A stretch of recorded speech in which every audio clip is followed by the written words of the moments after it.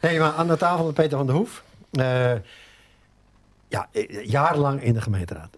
Peter de Officier Vries, maar we doorpraten altijd nog. Ja, ik versteer het wel, maar dat praat ik nog net zo goed. Nee. Nou, ik heb het wel geprobeerd, maar ik heb ook op de AVOEK gezeten. Maar waar ik niet zo goed tegenkwam, dat je dan een aantal schoolmeesters tegenkwam die elk klein foutje weer gingen corrigeren. Ja. Toen dacht ik op een gegeven moment, ik versteer het wel. En aan de mat kan ik het echt wel een beetje praten, maar het is net meer mijn taal. Sorry, toch het in het Nederlands. Ja. We hebben ons gewoon over de eerappel. En dan dat kist dus op 12 manieren in schroef zag. En toen kreeg ik daar discussie over. En toen zei ik, bloot een eerappel. Ja. Nou. Goed. Hey Peter, we kennen elkaar heel lang, dus we zijn trouwens ook tegen Doeken, die kennen we ook al heel lang. Ik heb jullie met Doeken gehoord en ik kan me inderdaad ook de 4 studio's herinneren waar jullie gezeten hebben. Ja. Dat je ook allemaal eerst oude postkantoor, toen Kierhol, Gwinstra en nu hier. Ja. Maar zo lang loop jij dus ook al mee hier in de politiek. Dat klopt. Ja. Nog een paar dagen. Ja, nog zondag, maandag en dinsdag. En dan is het gebeurd. Woensdag wordt de nieuwe raad geïnstalleerd. En dan is het afgelopen. Ja. Kijk je er ook naar uit of niet? Nou, naar uit. Ja, je bent toch een beetje aan het afbouwen. Je ziet dat de nieuwe raad ook met de toekomst bezig is. En daar maak je geen deel meer van uit. Hè. Ik ben natuurlijk wel globaal op de hoogte. Maar je maakt er geen deel meer van uit. En het is goed om voor jezelf ook daar afscheid van te nemen. Ja. Ik heb het ook niet gisteren bedacht trouwens hoor, dat ik zou stoppen. Nee, maar wat was tijd toch? Nou, dankjewel voor het compliment. Wat is het op bedreven? Hoe lang heb jij... Ik heb er bij elkaar ongeveer 22 jaar in gezeten. Maar in 2 periodes, hè? Ja, je bent bijna 8 jaar tussenuit geweest. Ja. 2010, 2018. Ja, klopt. Iedere dag zo na 2010 van... misschien zijn er toch nog wat andere dingen in het leven om actief in te kunnen zijn. Ja. En dat heb ik ook gedaan. Hè. Ik ben in Type Lospul gedoken, Burgermobiel mee opgericht... en toen begon toch rond 2015, 16 het weer wat te kriebelen. En in 18 maakte ik mijn rentree. Want in 95 ben je in de raad te komen. Ja. Ik weet nog dat de periode daarvoor, toen dacht je in de raad te komen. Dat ben ik kwijt. Maar dat zou kunnen. Uit de tijd van de Evert. Klopt. Ik weet nog dat jouw toenmalige echtgenoot die kwam ik toen tegen de gemeente, dat zal ik nooit weer vergeten. Die was heel erg teleurgesteld dat het niet gelukt was. En die had het jou zo gegund. Ja, ik denk, zo werkt dat niet in de politiek. Nee, je moet het gewoon van de kiezer gegund krijgen. Ja. Dat ging net niet door toen. Dat ging net niet door. Maar ik weet niet precies hoe dat nou was. Ik weet wel dat... ik was wel eerst de opvolger inderdaad. En Joop Beekjes, toenmalig fractiegenoot... die kreeg een andere baan bij de provincie... met wat meer toezicht op de gemeente. En dat vond hij niet kiezen om dan ook nog raadslid te blijven. Dus toen stroomde ik halverwege de raadsperiode in. Ja. Als je die tijd vergelijkt... en toen hadden we het nog over de Partij van de Arbeid... dat bestaat nog steeds officieel hoor. Ja. Maar we zijn nu zoveel jaren verder. Je hebt nu van alles meegemaakt. In die raad van toen, die raad die er nu is. Wat is nou het grootste verschil? Wat merk je Het is een totaal andere wereld geworden. Totaal anders. Je moet je voorstellen...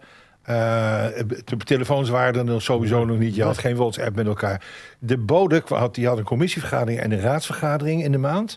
De bode kwam elke keer een dikke envelop brengen... want ik was zo dik, dat kon niet door de brievenbus. Alles werd geprint. En als er dan tussendoor nog een keer een brief kwam van het gemeentehuis... dan was het heel bijzonder. Nu gaat het de hele dag door met informatie en zaken. Dus dat was totaal anders. De hele organisatie was anders. Je had toen nog ambtenaren die er 40 jaar zaten... en werkelijk alles wisten. Ja. En ik wil niet zeggen dat we nu geen deskundige ambtenaren hebben... maar je ziet ze vaker uitvliegen dan invliegen. Maar het historisch besef was... Het historisch besef is voor een groot deel weg. En dat had je toen vroeger... ik mag zo 1 naam noemen, een Zaken Heidstra bijvoorbeeld. Die man wist alles. Ja. Alles op het gebied van ruimtelijke ordening. Zaken Heidstra wist het. Ja. Als ondernemer, de Iterieten hier in Burgum, herken ik dat wel. He, dat is natuurlijk weer heel wat meest voorbij komt, jongen. Ja. En colleges en wethouders en rieren. En daar ben jij wel een van de constanten in. Ja, ik heb er veel meegemaakt inderdaad. Is het riedswerk, bedoel, het is verloren, maar is het leuker worden? Of binnen dingen die mis ik toch wel? Nee, ik heb geen dingen vanuit het verleden die ik mis. Maar ik ben sowieso niet iemand die echt in het verleden blijft hangen. Ik vind deze tijd juist heel boeiend. Nee, ik mis niet echt dingen vanuit het verleden.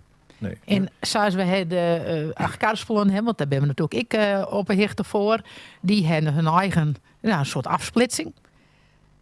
Is dat ik iets wat je niet die seks deel had? Het is net gebeurd vanzelf, maar... Hoe bedoel je een eigen afsplitsing? Nou, de links... wat hebben we daar? Oh, in de partijen? Ja. Nee. Dat is hier... Ik wil het ook nog wel even hebben over de fusie, maar...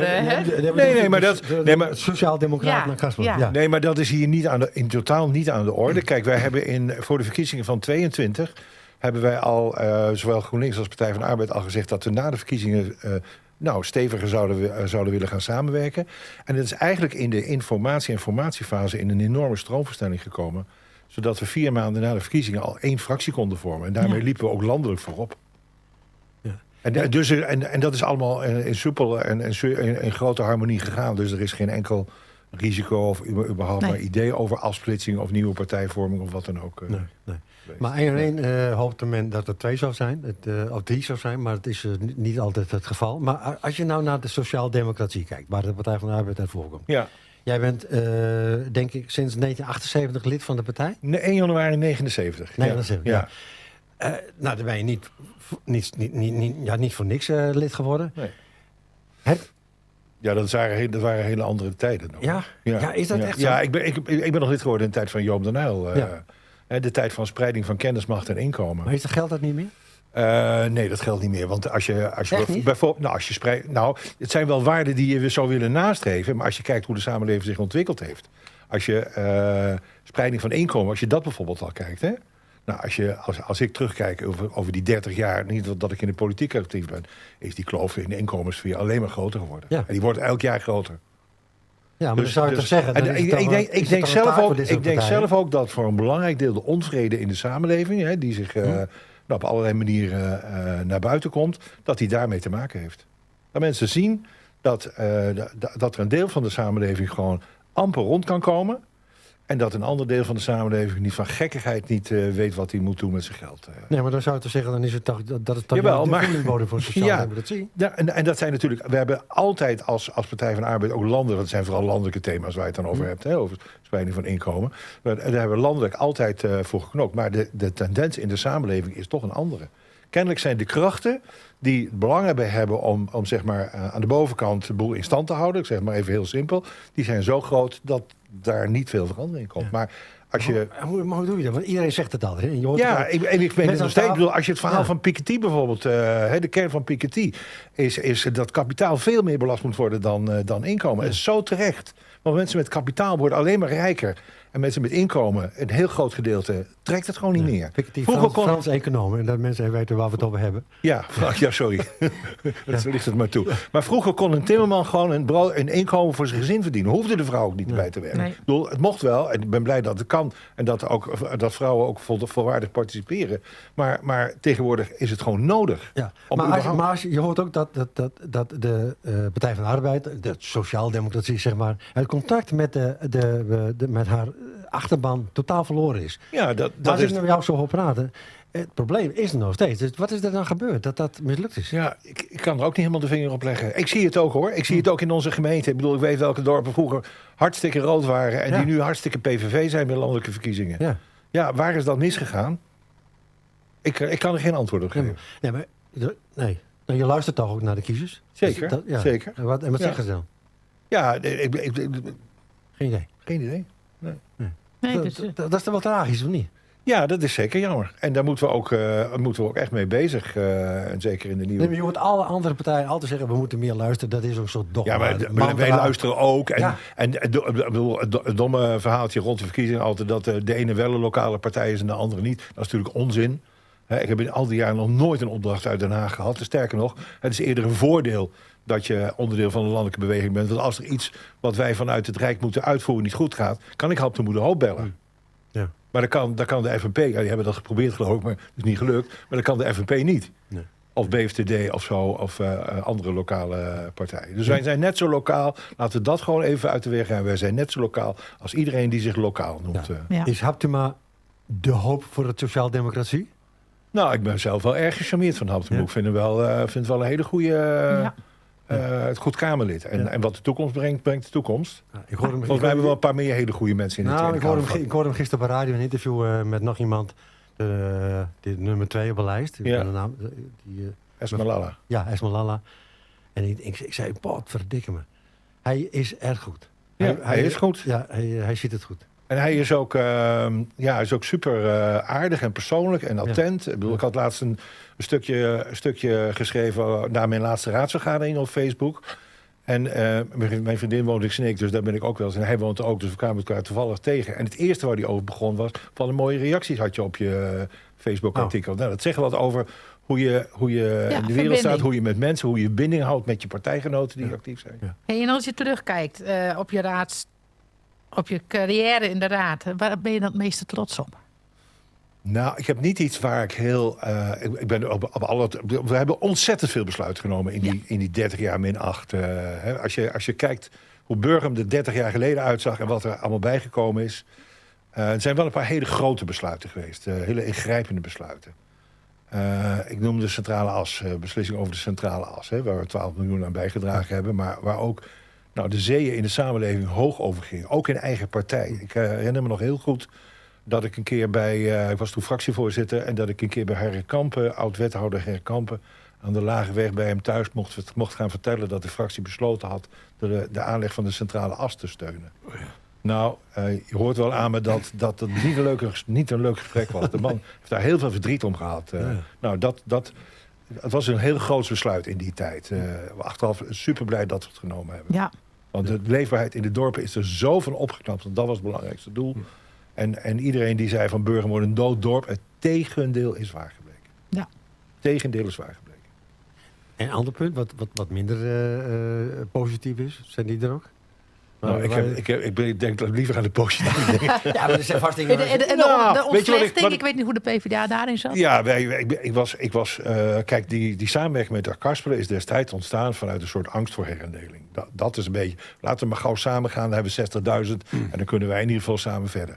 Maar er is nooit gekeken van, passen deze twee gemeenten wel bij elkaar? Nee. En gaandeweg was het zoveel duidelijker dat die twee gemeenten eigenlijk totaal niet bij elkaar pasten. En ik was een hardgrondig voorstander van de opsplitsing.